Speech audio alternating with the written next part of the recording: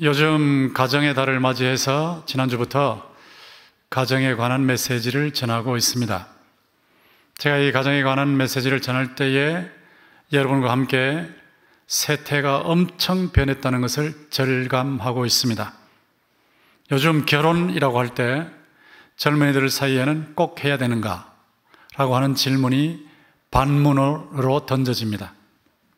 결혼을 한다고 해도 꼭 한 남자와 한 여자가 해야 되느냐 하는 질문도 젊은이들이 던지고 있습니다. 제가 몇 달 전에 설교했지만 멀지 않은 장래에 인공지능으로 만든 인간 AI와 결혼한다는 말도 나오기 시작할 것입니다. 이런 때 내 부모를 공경하라, 이런 말씀 젊은이들이 볼 때 그 캐캐묵은 구석기 시대의 유물 아닌가라는 생각을 할 수 있을 것입니다. 하나님께서 내 부모를 공경하라는 말씀을 하시면서 아까 우리가 읽은 20장 6절에 보면 나를 사랑하고 내 계명을 지키는 자에게는 천대까지 은혜를 베푼다는 말씀도 같이 하셨어요. 또 제5계명 효도계명과 연결해서 하나님께서 내게 준 땅에서 네 생명이 길 것이다 하는 이런 축복까지 약속하셨습니다.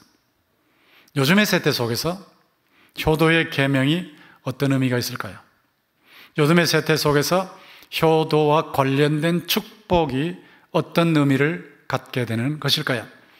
여러분이 오늘 말씀을 보실 때에 내 부모를 공경하라는 이 말씀 너무 잘 아시는 말씀이고 또 모른다면 이상한 정도의 말씀이지만 이 말씀을 놓고 조금 전에 말씀드렸던 대로 세태가 변화된 상황에서 이 말씀을 곧이곧대로 받아들일 것이냐 하는 질문을 던지지 않을 수 없습니다. 제가 이렇게 말씀을 드릴 때에 세태가 바뀌었는데 무슨 효도 얘기를 하는가? 골동이 아닌가? 골동 보스가 아닌가? 뭐 저런 인간이 아직도 원시인처럼 강단에 섰어? 우리 성도들 가운데는 없겠지만 더러 이런 사람들이 있을 수 있습니다. 저는 그런 분들에 대해서 한마디로 답변하는 겁니다. 나라는 존재가 어떤 의식을 가지고 있든지 또 내가 살고 있는 상황이 어떻게 바뀌었든지 상관없이 영원히 스스로 계시는 하나님의 명령 앞에서는 두말할 수 없다는 거예요. 하나님께서 내 부모를 공경하라라고 하실 때 하나님은 보통 분이 아닙니다. 우리가 10편, 90편 1절에서 5절에서 하나님이 어떤 분인지 인간과 대조해서 모세가 고백했기 때문에 알 수 있는데 같이 한번 읽어보겠습니다. 시작. 주여 주는 대대에 우리의 거처가 되셨나이다. 산이 생기기 전 땅과 세계도 주께서 조성하시기 전 곧 영원부터 영원까지 주는 하나님이시니이다. 주께서 사람을 티끌로 돌아가게 하시고 말씀하시기를 너희 인생들은 돌아가라 하셨사오니 주의 목전에는 천년이 지나간 어제 같으며 밤의 한순간 같을 뿐임이니이다. 주께서 그들을 홍수처럼 쓸어가시나이다. 그들은 잠깐 자는 것 같으며 아침에 돋는 풀 같으니이다. 영원자존자 하나님, 이 영원자존자 하나님 앞에서 인간은 한순간 같다, 한 경점, 옛날 번역으로 경점 같다. 영원하신 영원세 하나님 앞에서 100세, 120세까지 간다 할지라도 한 점에 불과한 인간이 하나님 왜 그러세요? 부모를 공경하라니요? 지금이 어떤 시대인데요? 라고 할 수 없다는 거예요. 영원자존자라고 하는 저 하나님의 속성적 명칭 앞에 여러 가지 뜻이 다 있습니다. 하나님의 영원히 자존하시는 분으로서 전지 모르시는 것이 없고 지혜가 무한하신 분입니다. 하나님은 영원히 자존하시는 분으로서 전능 무엇이든지 하실 수 있는 분이십니다. 하나님은 영원히 자존하시는 분으로서 전선, 절대적인 선한 존재입니다. 하나님께서 전지, 전능, 전선자로서 영원 자존하시면서 자신이 창조하신, 하나님께서 창조하신 인간에게 가장 좋은 명령을 하신 거예요. 가장 덕스러운 명령이요, 가장 복된 명령이요, 가장 지혜로운 명령을 하신 것입니다. 세태가 아무리 바뀌고 나의 의식이 아무리 바뀌어도 영원 자존자이신 하나님의 명령 앞에서는 두 마디 할 수가 없어요. 그대로 따라갈 수 밖에 없습니다. 하나님의 이 명령을 우리는 그래서 효도의 명령을 그대로 절대 복종하면서 나가야 합니다. 하나님께서 이런 명령을 주실 때는 하나님이 창조하신 인간 세계에 이것이 가장 기본이기 때문에 주신 것입니다. 십계명이라는 것은 하나님께서 인간들이 이렇게 살아야 된다는 것을 10가지로 정리해서 주신 계명입니다. 이 십계명 중에 부모를 공경하라는 것이 제5계명이라는 것을 여러분 아시고 계시는데, 그 앞에 4계명, 4개의 계명을 보면 하나님과 관련된 천륜이다라고 하지 않습니까? 물론 천륜 속에 인륜이 포함되어 있지만 천륜이 부각되어 있죠. 내 앞에 다른 신을 내게 두지 마라. 우상을 만들지 말고 절하지 마라. 네 하나님께 욕 돌리지 마라. 안식일 주일을 거룩하게 지켜라. 자, 이 천륜. 이 천륜이 나오고 일륜이 그 다음에 따라 나오는데, 일륜의 맨 처음이 내 부모를 공경하라 이렇게 나오는 겁니다. 살인하지 말라, 간음하지 말라, 도둑질하지 말라, 거짓말하지 마라, 탐내지 마라. 자, 이런데 인간윤리의 근본으로서 하나님께서 십계명 중에서 제5계명, 이 효도계명을 주신 거예요. 인간윤리의 근본, 뿌리이기 때문에 이 효도를 안 하면 가정이 붕괴되어 버립니다. 효도가 무너지면 교회고 학교고 직장이고 나라고 인류 공동체, 세계고 다 무너져요. 효도가 근본이에요, 바탕. 이 바탕이기 때문에 이 바탕은 반드시 지켜야 할 것이라 하나님께서 영원 자존자로서 가장 좋은 명령으로 주신 것입니다. 하나님께서 이렇게 효도를 명령으로 주신 것은 하나님께서 부모를 어떤 존재로 세우셨는가 하는 것을 전제로 깔고 있습니다. 부모는 하나님께서 우리에게 주신 생명과 생활의 통로입니다. 우리가 여기 존재하고 있는 거, 조건이 좋든 안 좋든 이건 둘째로 치고, 우리가 존재하고 있는 것 자체, 인간이 존재하고 있는 자체가 하나님께서 부모를 생명의 통로로 사용하셨기 때문입니다.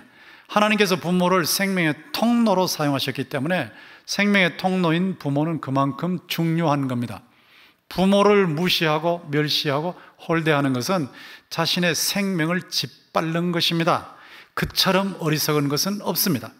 자기가 존재하면서 생각하고 말하고 효도를 해야 하니 말아야 되느니 하고 논란하는 것 자체도 자기가 살아있기 때문인데, 살아있다는 것 자체가 하나님께서 부모를 생명의 통로로 사용하셨기 때문이에요. 그런데 자신이 존재하게 된 통로 그 자체를 짓밟아 버린다? 그것은 말이 되지 않는 우치, 어리석음이죠. 하나님께서 또 부모를 생활의 통로로 삼아 주셨어요. 사람이 이 땅 위에서 태어나서 금방 성인으로서 돈 벌어 먹고 사는 거 아닙니다. 자기에게 필요한 의식주를 태어나면서부터 다 자기가 스스로 벌어서 마련해서 공급받아서 사는 게 아니에요. 부모의 생활의 통로가 있기 때문에 자신이 독자적으로 살아갈 수 있을 때까지 부모가 도와주었기 때문에, 그런 의미에서 부모는 생명의 통로이면서 생활의 통로이기 때문에 부모에게 효도하는 것은 일륜지 대본이 되는 것이고, 하나님이 가장 지혜로운 삶으로 우리에게 명령하시는 것입니다. 이렇게 중요한 것이 부모님이에요. 부모님에게 효도하는 것이에요. 이 생명과 생활의 통로라는 것을 좀 실감나도록 하기 위해서 제가 실례를 든다면, 곽선희 목사님이 1950년이라고 기억되는데, 1950년에 아버님과 다른 두 사람이 자신의 눈앞에서 총살되는 장면을 보셨습니다. 요즘 사회주의, 그런데 그 사회주의가 공산주의적 사회주의인 경우가 참 많은데, 그걸 동경하는 세력이 참 많은데 어리석기 짝이 없는 사람들이에요. 공산주의라는 것은 프락시스라고 실천이에요, 실천. 이론 생각하면 대단하네, 열심히 노동해서 나누면 얼마나 좋아, 그러지만 실제로는 나눌 때의 통로가 되는 공산당원들, 꼭대기 있는 사람들 다 먹어버려요. 독재 다 해버려요. 그리고 밑에 있는 사람들은 못 살게 만들어버리는 게 공산당입니다. 근데 그것도 모르고 공산당에 대해서, 공산주의에서 무슨 이상향인 것처럼, 쓰레기처럼 된 그 이념을 따라가는 사람들이 있는데 진짜 정신 바짝 차려야 돼요. 근데 곽선희 목사님은 이미 그것을 눈으로 보셨어요. 자신의 아버님이 공산당원에게 처형되는 모습을 직접 보셨어요. 그런 일을 겪은 사람들이 한두 사람이 아니죠. 자신의 눈앞에서 저쪽 편에서 땅 하는 총소리와 함께 아버님이 쓰러지시고 다른 두 분이 쓰러지신 거예요. 그리고 강목사님이 젊은 시절에 쫓아가셨겠죠? 쫓아가셨는데 아버님과 같이 쓰러진 두 분은 아직도 살아계신 것 같고 아버님이 이미 돌아가신 것 같았어요. 근데 아버님이 돌아가신 것 같아서 더 이상 말씀을 못 하시겠다 싶었는데 이제 막 통곡을 하면서 장례를 치를 준비를 마음속에 생각하고 있는데 갑자기 소리가 들리는 거예요. 이놈아, 살아야 효자야, 살아야 효자. 여기서 빨리 도망가라. 여기 있으면 죽는다. 돌아가시면서까지 자식의 안전을 생각하는 것, 이게 부모의 심정이에요. 여러분 며칠 전에 보셨죠? 58세의 중국인이 79세에 반신불수된 자신의 어머니를 버려진 무덤에 생매장했다고. 상상할 수 있습니까?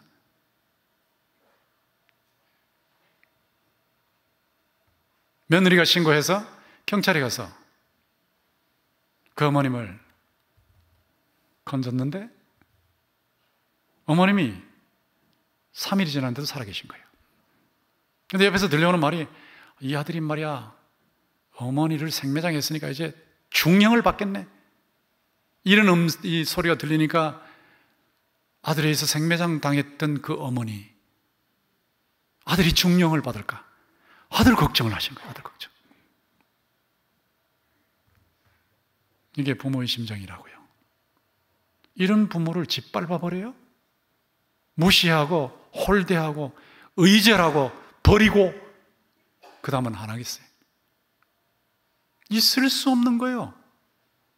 인간을 창조하신 하나님 입장에서 볼 때는 도무지 있을 수 없는 일이에요.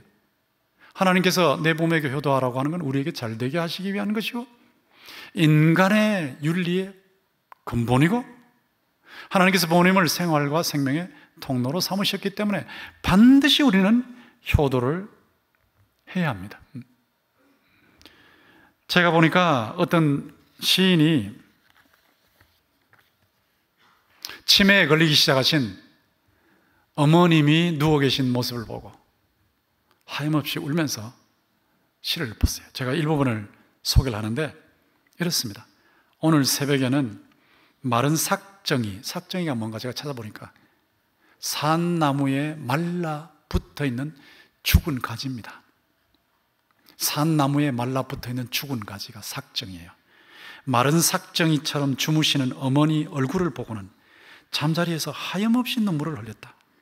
수많은 달과 해가 바뀌고 강물처럼 흘렸을 어머니의 눈물에 비하면 자식을 키우기 위해서 흘리셨던 어머니의 눈물, 강물 같은 눈물에 비하면 한 자락 실개천도 못되지만 절분이라는 것은 계절이 시작되기 전날을 말한다고 그래요. 봄이 시작되는 건 입춘 전날. 겨울이 시작되면 입동, 그렇죠? 입동 전날. 그게 전부 절분입니다. 절분 지난 입춘의 새벽에 흘린 불효자의 눈물치고 너무나 뜨거웠다.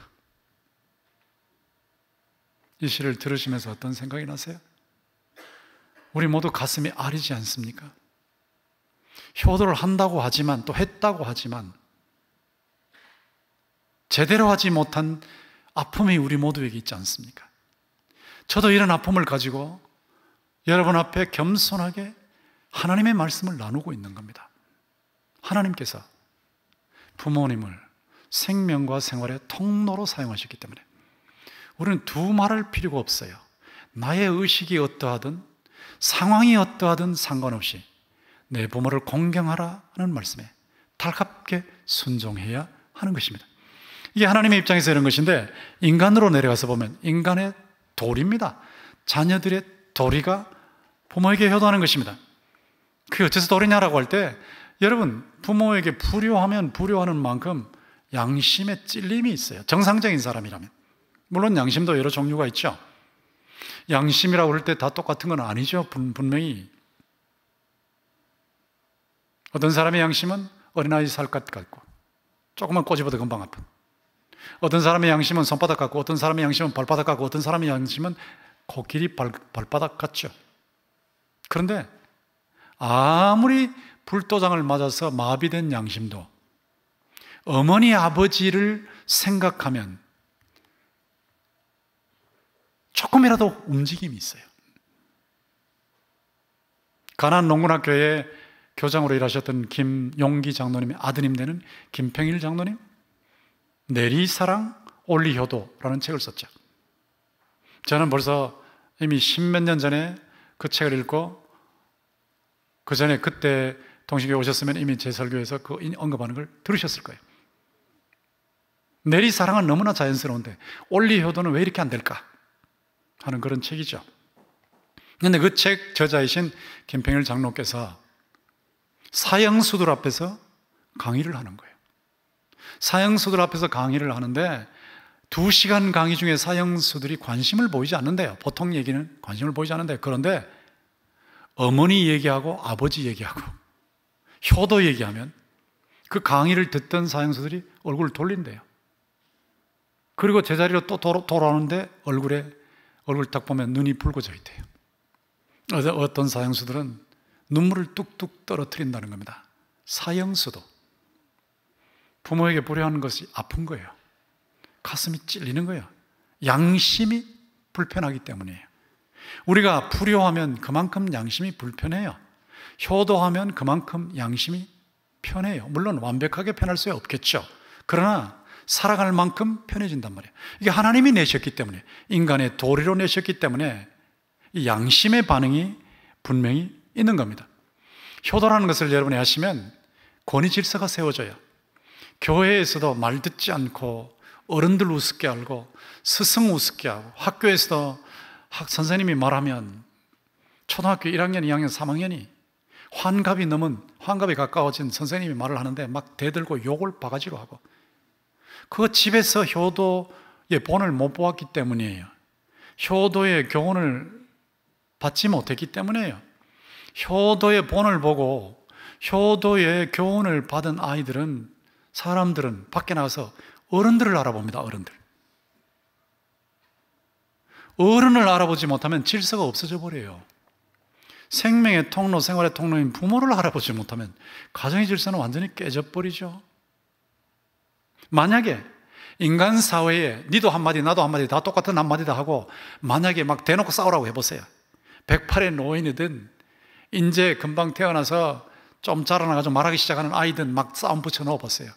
그럼 인간 사회가 어떻게 될까요? 약육강식이 되겠죠. 야수의 세계가 되겠죠. 강한 것이 약한 것을 잡아먹는 세상이 안 되겠어요? 그건 지옥이었죠. 요즘 세태가 어떻다 저떻다라고 하면서 효도를 하지 않는 것을 보면 파멸을 향해서 달려가는 것 같아요. 지옥을 향해서 돌진하는 것 같아요. 지옥을 향해서 날개 없이 추락하는 것 같아요. 효도를 무시하면 가정이 파괴되는 건 그만두고 말할 것도 없고 교회, 학교, 직장, 국가, 세계 다 파괴됩니다. 인간 세계가 야수의 세계가 됩니다. 하나님 이걸 너무 잘 아세요. 그래서 권위의 질서면에서 내 부모를 공경하라, 인간의 도리를 바로 잡아주신 것입니다. 여러분이 효도를 하시면 은혜를 갚는데, 은혜를 완벽하게 갚을 수는 없지만 은혜를 갚는데, 이 은혜를 갚으면 그 자녀들도 여러분에게 은혜를 갚아요. 이거는 보은의 순환입니다. 은혜를 갚는 게 보은이죠.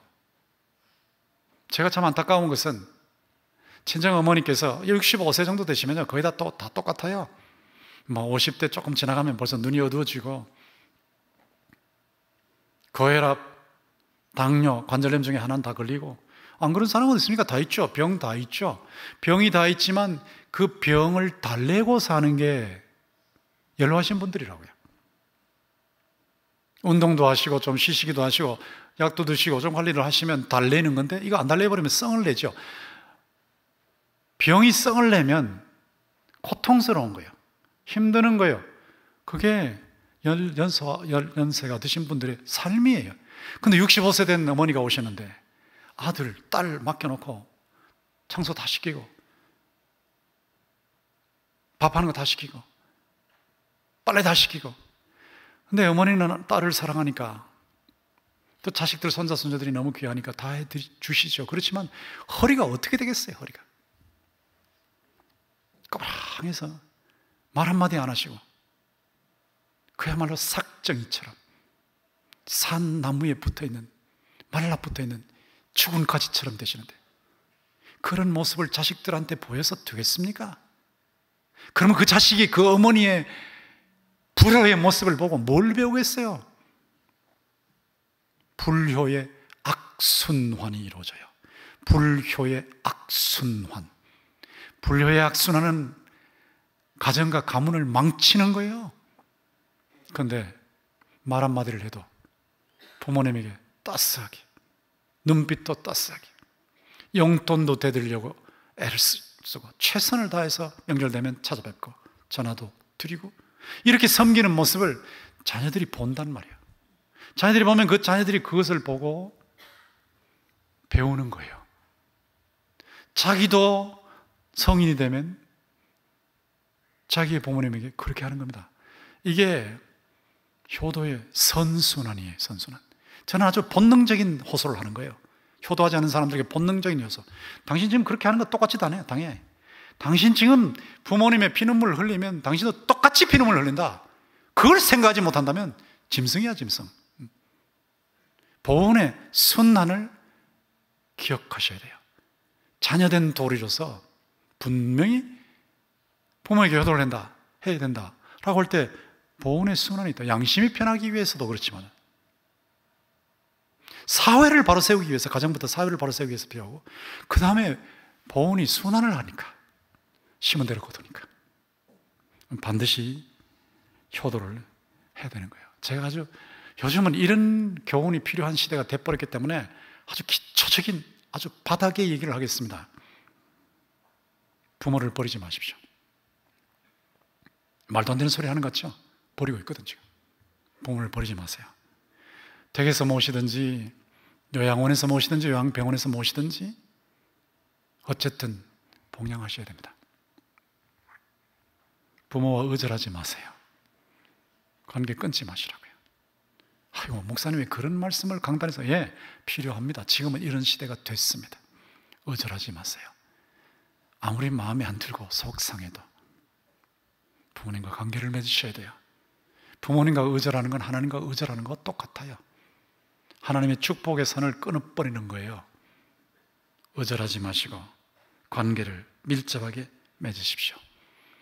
부모를 홀대하지 마세요. 홀대. 존대하십시오. 연로하시니까 초라하시죠. 힘이 없으시죠. 나한테 뭐 해주시는 거 없으시죠. 그래도 존대하십시오. 부모 유산 놓고 싸우지 마세요. 형제 자매들끼리 제발 싸우지 마세요. 돈 있는 집안, 이게 제일 큰 문제예요. 제발 싸우지 마세요. 손해보면 되잖아요. 싸울 정도 되면 양보를 하지. 전체를 양보 못해도 좀 적게 받으면 되지. 왜 그걸 가지고 죽기 살기로 싸웁니까? 부모의 마음을 얼마나 아프게 하는 거예요. 송곳으로 부모의 속을 막 찌르는 거 아닙니까? 용돈을 드리세요. 거꾸로. 부모 유산 가지고 싸우지 마시고요. 부모에게 용돈을 드리세요. 저도 늘 그런 말을 하죠. 우리 집 사람 효도 잘하지만 여보 다 드리라고. 필요한 거 다 드리라고. 남기지 말고 다 드리라고. 어머님 체면 차례하실 수도 다 드리라고. 따님들이 잘하고 있어요. 그런데 그게 옳은 일이죠. 그리고 구원의 최우선에 관심을 가지세요. 구원에 무관심한 어떤 경우에 100가정 중에 한 가정 정도 있을까 말까, 우리 교인이라면. 예수를 믿지 않는 부모님의 구원에 대해서 관심이 없어요. 관심이. 도대체 이거 불효도 세상에 이런 불효가 있나 싶어요. 부모의 영혼 구원에 최선의 관심을 기울여야죠. 참 감사한 것은 장례식 소식을 듣고 또 직접 갈 경우도 있는데 가서 보면 우리 교회 교인들은 거의 다입니다. 거의 다. 부모의 구원을 위해서 정말 몸부림을 치시는 것 같아요. 숨 넘어가기 직전까지라도 부목사님을 모시고 복음 전해주세요. 복음 전해주세요. 기도해주세요. 그런데 그렇게 쇠약하신 부모님께서 숨 넘어가시면서도 예수 믿겠습니까? 하면 끄떡끄떡 하시거든요. 끄떡끄떡만 해도 천국 가는 거예요. 끄떡끄떡만 해도 천국 갔잖아요. 이거보다 더 귀한 일이 어디 있겠습니까? 최고의 보온이 뭐예요? 최고의 보온은 부모님이 예수 믿게 하셔서 천국 백성이 되게 하고, 우리가 나중에 천국에서 부모님과 함께 영원토록 천국 낙원에서 지복을 누리는 것, 그거 아니겠습니까? 이런 보은의 순환이 있어요. 순환. 이 순환은 자기에게 반드시 돌아오기 때문에 자녀는 반드시 효도를 해야 합니다. 근데 하나님께서 이 부모를 공경하라고 하시면서 축복을 약속하셨어요. 정확한 표현은 축복이 아니고 시복인데, 복을 베품인데 보통 그렇게 어렵게 쓰니까 제가 축복이라는 단어를 쓰는 겁니다. 축복을 약속하시는데 20장 6절에 나와 있죠. 나를 사랑하고 내 계명을 지키는 자에게 천대까지 은혜를 베푸느니라. 그러니까 하나님을 사랑하는 마음 없이 계명을 지키면요, 이거 율법주의자가 돼버려요. 하나님을 사랑하는 마음이 있어야지.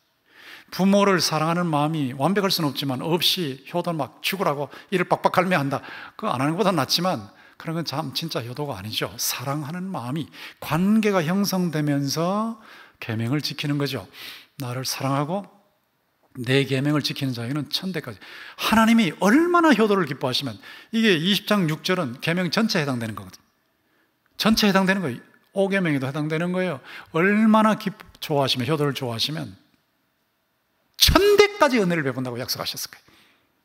그리고 네게 준 땅에서 네가 네 생명이 길리라. 이 말이 무슨 말이냐, 요즘 같으면 이게 무슨 복이냐 싶죠. 생명이 긴 게. 여기 생명이 길다는 말은 그 당시 상황으로 봐야 돼요. 그 당시에는 여기저기서 막 쳐들어오는 거예요. 성이 뭡니까? 성을 쌓아놓고 그 속에 들어가 있으면 일단 성벽이 있기 때문에 사람들이 못 쳐들어오요. 막을 수 있어요. 그런데 보통 바깥에서 살면 쳐들어오면 그냥 다 뺏겨버리는 거예요. 생명 뺏기고 재산 뺏기고 다 뺏겨버려요. 그런데 뺏겨버리면 미리 죽으니까 생명이 길지 않잖아요. 그 당시에 생명이 길다는 말은 전쟁이 일어나지 않는다는 말입니다. 뺏기지 않는다는 말입니다. 병으로 죽지 않는다는 말이에요. 사고로 뭐가 터지지 않는다는 말이에요. 그러니까 다른 말로, 요즘 말로 표현하면 형통하게 오래 산다는 말이에요. 형통하게 오래 사는, 복을 받으면서 오래 사는 그런 복을 하나님께서 특별히 약속하신 것입니다. 효도가 뭡니까?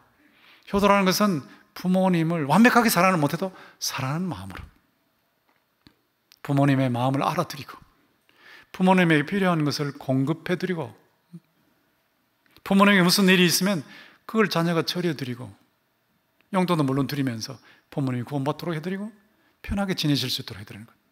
이게 꿈만 같은 얘기지만 우리가 최선을 다해서 그렇게 할 때 하나님께서 복을 주신다고 약속하신 거예요. 제가 이 부분을 잠시 후에 보여드리려고 하는, 이걸 놓고 고민을 좀 많이 했습니다. 그 목사가 말이야, 이제 목회를 오래 했다고 이제 자랑까지 하네, 자기 자식들까지 자랑하네, 그런 말이 들리는 것 같아서 막 발이 오그라들기 때문에 하지 말까 몇 번 생각을 했어요. 사실은 몇 달 제가 생각한 겁니다. 그리고 그 목사님 딸들은 말이야 저렇게 효도하는데 너희들은 뭐냐 하고 집에 가서 싸울까 봐, 자식들 놓고 또 뽀가 될까 봐 이걸 말을 해야 되냐 말아야 되냐 생각을 참 많이 했습니다. 예전에 이동원 목사님이 자신의 아내에게, 사모에게 보낸 편지, 사랑의 편지를 강단에서 읽으니까 그날 난리가 났대요. 집에 가서 말이야, 아내들이, 부인들이 말이야, 이동원 목사님 저렇게 하는데 당신은 내한테 따뜻한 말 한마디 안 하고 뭐하냐고 막 싸움이 났다고 그러더라고요. 그래서 제가 그 생각을 해서, 아이고 이거 내가 잘못 보여주면 오늘 집에 가서 자녀들이 애를 먹겠다, 그런 생각이 들었지만, 여러분, 이거 효도한다는 꼭 이런 건 아니거든요. 이런 건 아니니까 여러 방법이 있으니까 여러분 자녀들, 손자, 손녀들 잘 봐주시고, 또 제가 자랑한다고 생각하지 마시고 간증이라고 생각하시고 봐주시면 되는데, 도대체 뭘 놓고 저러나 싶죠. 예, 제가 하나를 받았습니다. 저겁니다. 최고의 부모님상, 하나님의 사랑으로 가득한 집, 부 권성수, 모 김난숙. 온갖 역경 속에서도 헌신적인 노력과 따뜻한 사랑으로 저희들을 길러주시고 언제나 사랑이 가득한 가정을 지켜주신 부모님께, 그리고 이런 부모님을 주신 하나님께 감사를 드립니다. 마르지 않는 샘물 같은 사랑을 보여주시며 저희의 든든한 버팀목이 되어주시는 부모님께 사랑하는 마음을 모아서 이 감사패를 드립니다. 2019년 12월 25일, 하나님의 사랑이 가득한 집, 딸 권세라, 권세진. 그러니까 12월 달인데 지금 5월이니까 5개월 정도 제가 생각했죠.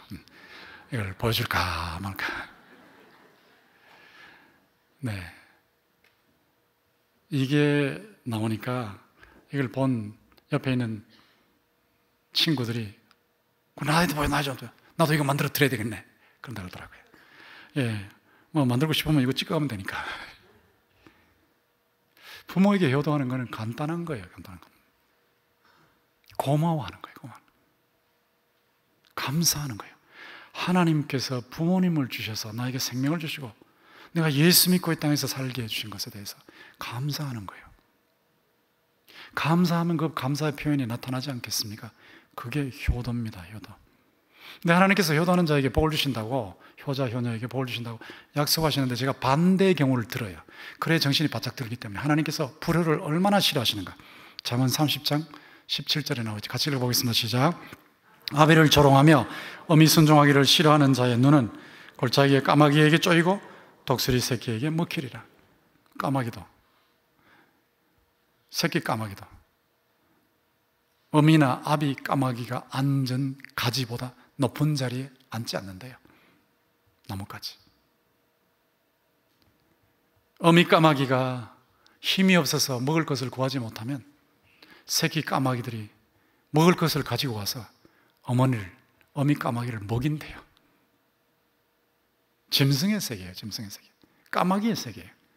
하나님께서 까마귀도 그렇게 창조하셨다고요. 그런데 인간 부모에게 효도를 안 해요. 아벨을 조롱하며 어미 순종하기를 싫어하는 자. 이제 어린 자녀를 두고 하는 말이겠죠. 눈은 골짜기에 까마귀에게 쪼이고 독수리의 새끼에게 먹힌다. 하나님이 불효를 얼마나 싫어하시는지 아셔야 돼요. 얼마나 싫어하시는지. 하나님의 심정을 아셔야지. 하나님의 심정을 아셔야지. 예수 그리스도 때문에 십자가에서 그분의 피 흘리심 때문에 우리 죄 용서받고, 예수 그리스도 때문에 의롭다함을 받고 하나님의 자녀가 된 우리가 자녀로서 도리를 제대로 해야 되잖아요. 그걸 할 수 있도록 예수의 생명이 우리 속에 들어와 있고 성령의 능력이 우리 속에 들어와 있고 성령의 감동에 따라 부모에게 효도하는 일은 반드시 해야 되는 거예요. 출애굽기 20장 6절 아까 나왔지만 다시 읽겠습니다. 시작. 나를 사랑하고 내 계명을 지키는 자에게는 천대까지 은혜를 베푼다. 저기도 하나님의 심정을 보시라고. 얼마나 효도를 좋아하시면 천대라는 말이 나왔을까? 과장법이 아니거든요. 자녀들이 하나님을, 예수님을 믿으면서 효도할 때 그걸 전제로 해서 천대까지 은혜를 받는다. 이건 엄청난 복이죠. 이런 복을 선언하신 하나님의 심정을 헤아리셔야 돼요. 우리 잘 되라고 하나님께서 효도의 계명을 주셨기 때문에 우리가 하나님의 명령에 순종하면 하나님 약속하신 대로 복을 받는 거예요. 대대로 잘 되는 거예요. 효도하는 집안이 잘 되는 겁니다. 요셉을 보십시오. 요셉이 물론 아버님께서 연로하셨을 때 효도할 수 있는 기회가 있었지만 그 이전에도 이미 효도했고 어릴 때는 뭐 문제도 일으켰겠지만 효도하는 마음이 있는 분이거든. 근데 요셉이 형들한테 나를 팔았다고 근심하지 마시고 한탄하지 마십시오. 나를 여기 이집트로 보낸 분은 당신들이 아니고 하나님입니다. 하나님께서 우리 가족의 생명을 구원하시려고 나를 먼저 보내셨습니다. 그들을 회개시킬 거 회개시키고 그 다음에 그들을 위로하면서 아버님 살아계십니까? 아버님 빨리 모시고 오세요. 아버님 빨리 모시고 오세요. 그러면서 아버님이 오실 수 있도록 꽃 가마, 꽃 마차 그걸 보내드리고 양식도 넘치게 보내드리고 선물도 넘치게 보내드리고 아버지가 꽃가마를 보면서 진짜 살아있구나. 요셉이 짐승에게 찢겨 죽었다고 생각했던 요셉이 진짜 살아있구나. 힘없는 눈물을 흘리면서 감격하시고 아버님이 이집트로 내려 오셨을 때 제일 좋은 땅에 모시고 아버님과 관련된 모든 가족들, 형제, 자매, 손자, 손녀들까지 모든 가족들 전부 다 복양해주고 아버님도 물론 복양해드리고 아버님을 모시고 지금으로 말하면 세계 최고의 강국인 미국의 백악관의 트럼프 앞에까지 모시고 왔어요. 아버님을 소개해드리고 백발의 초라한 시골로인 아버님을 소개해드리고 부끄럽게 생각하지 않냐고 아버님을 소개해드리고 아버님이 세계 최고의 권력자 그 당시에 바로 지금의 트럼프 같은 인물에게 머리에 손을 대고 축복하게 만든 이런 효도가 어디 있습니까? 이런 효도를 요셉이 했어요. 요셉이 그거 하기 전에 복을 받았는데 목사님 왜 시간을 거꾸로 돌리십니까? 요셉은 기회가 그랬기 때문에 그렇게 한 거고 그 이전부터 효도하는 사람이라고요. 그래서 복을 받은 거예요. 룻을 보세요. 다 아시는 내용이잖아요. 시아버지 돌아가시고 남편 죽고 시어머니 절망에 덩어리고 자기는 이방인이고 유대인들이 사는 데 가면 떠돌릴 게 뻔한데 근데 거기까지 따라 들어가면서 어머니의 하나님이 저희 하나님입니다. 어머니가 죽으시는 곳에 저도 가서 죽습니다. 제가 죽음 후에 어머니를 버리면 저는 저주를 받은 것이 마땅합니다 라고 하면서 어머니의 신앙을 이어받으면서 유대 땅으로 따라가잖아요. 그리고 절망덩어리 어머니 복양하기 위해서 이삭을 줍고 있잖아요. 여러분, 그 돈이 문제가 아니거든요. 돈이. 하나님 눈으로 보시라고요. 하나님 눈으로 부모를 공양하기 위해서, 복양하기 위해서 이삭 줍고 있는 자녀를 보았을 때 하나님이 복을 안 주시겠어요? 안 주실 수 없는 거예요. 액수의 문제가 아닙니다. 용돈의 액수의 문제가 아닙니다. 정성입니다. 정성. 부모님을 모시기 위해서 고철을 줍는다. 예, 그게 10억 드리는 것보다 더 귀하겠죠. 이삭을 줍고 있는 거예요. 이런 효도가 어디 있습니까? 그런 룻을 하나님께서 다윗 왕의 정조 할머니를 삼으시고 메시아 예수 그리스도의 족보에 들어가는 영광을 주시지 않았습니까? 예수님을 보세요. 예수님이 땅 위에 오셔서 아들로서 30년 동안 톱밥 뒤집어 쓰시면서 효도하셨어요. 얼때 순종하시고 효도하셨어요. 30년 동안 십자가에서 피 흘리시면서 요한에게 자네가 이제 내 어머니 좀 모시라고 피 흘리시면서까지 목숨이 끊어지는 순간까지 어머니를 생각하고 계셨어요. 그리고 영적인 아버지 성부 성자 성령 다 하나님이시지만 삼위일체 속에서 성부 하나님에게 복종하시는데 죽기까지 복종하셨어요. 죽기까지. 이런 예수 그리스도를 하나님께서 더 이상 높을 수 없는 최고의 높은 자리, 우주의 대통령의 자리에까지 올려놓으신 겁니다. 하나님께서 약속하신 것은 반드시 지키시는 분이에요. 예수님께서 뭐 그러냐, 네. 그러므로 그랬거든. 빌립보서 2장에 보면 그러므로 하나님이 그를 높이사 그랬거든요. 다 요셉도 룻도 예수의 예표고 예수님은 완벽한 효도를 하신 분입니다. 현실 세계에서 보면 카네기라고 강철 왕이 있죠. 얼마나 가난했는지, 스코틀랜드에서 미국으로 이민 갈 때 얼마나 가난했는지 먹고 살 게 없었어요. 아버지도 힘들어하시고 어머님도 힘들어하시고 요즘 우리 한국식으로 말하면 삭바느질 하는 그런 어머니죠. 근데 그런 어머니에게 카네기가 12살 때 어머니 울지 마세요. 어머니 울지 마세요. 제가 나중에 돈을 벌어서 어머니 정말로 잘 모실게요. 그 당시 최고가 뭐냐면 4마리의 말이 끄는 마차가 최고입니다. 최고. 제일 큰 부자의 상징입니다. 4마리의 말이 끄는 마차. 제가 말 4마리가 끄는 마차를 어머니를 위해서 사드리고 거기 태워드리겠습니다. 12살 때 약속했던 건 33년 만에 지켰습니다. 33년 동안 계속해서 어머니 잘 모시기 위해서 죽으라고 노력한 거예요. 그래서 강철왕이 됐어요. 어머니를 사륜 마차에 태워서 모시고 가면서 어머니를 최대한 높여드리는데 얼마나 감격스러웠겠습니까? 태양이 새롭게 비추는 것 같았다고 그런 고백이 나왔어요. 처칠 수상, 영국이 무너져가는 상황에 2차 세계대전 당시에 히틀러가 전투기로 막 공격하는 이런 상황인데 영국을 살려냈잖아요. 포기하지 마십시오. 포기하지 마십시오. 포기하지 마십시오. 근데 이 수상이 워낙 위대한 수상이니까 자서전 저자가 처칠로 만든 선생님들이 누구냐, 선생님들 이름을 다 적어서 전부 그분들의 공적을 치하하는 글을 써서 처칠에게 보여주니까 처칠이 당신은 가장 귀한 스승을 빼뜨렸다고. 나의 어머니가 오늘의 내가 있게 한 가장 귀한 선생님이라고. 어머니를 이렇게 높이는 것, 이게 효도입니다. 레이건 대통령 1987년 7년 국가 기도의 날을 선포하기 전에 대중 앞에서, 국민들 앞에서 저는 대단한 유산을 받고 살고 있습니다.